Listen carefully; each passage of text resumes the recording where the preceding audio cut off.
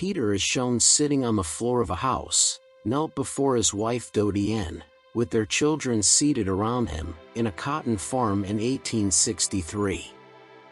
Peter fights the men until one of them places a gun in his wife's head, but all of a sudden, a bunch of white men come at the doorway and whisk him out of the house.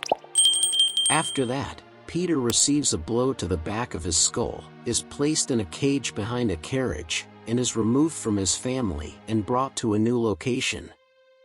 He yells at his spouse and kids to keep together because he will return. He witnesses the skulls of slain slaves hanging on poles and slaves laboring by the side of the road while traveling. After that, Peter gets assigned to work in Clinton, Louisiana, helping to build a railroad. White guards and Fassel, the slave owner, mistreat the slaves. When they try to flee, they are dragged and branded by horses, whipped, attacked by dogs, and shot if they give up from exhaustion. Peter encourages the discouraged slaves to simply pray and have faith in God. One day, Peter decides he has had enough and, with the help of other slaves, seizes the opportunity to fight back against the white masters. They flee and are pursued by the white men with the ferocious dogs and horses.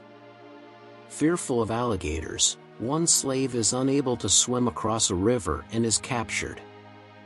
He is let free and tries to cross the river after telling Fassel where the other slaves are, but he gets shot and is eventually consumed by the gators. The three men who are still standing divide up and head in different directions.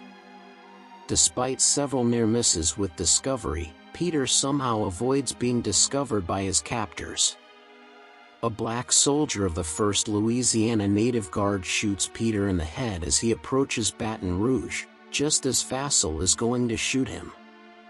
To recuperate, Peter is brought to a hospital. Then, a photo of his back is taken, which he swears will be displayed globally to promote the abolition of slavery. To help his family get free, Peter then makes the decision to enlist in the army. He returns to several cotton plantations to free the slaves after winning a battle against Confederate soldiers, and he also gets to see Dodienne and their kids again. Lincoln's Emancipation Proclamation is credited in the epilogue with the release of over 4 million slaves by 1865.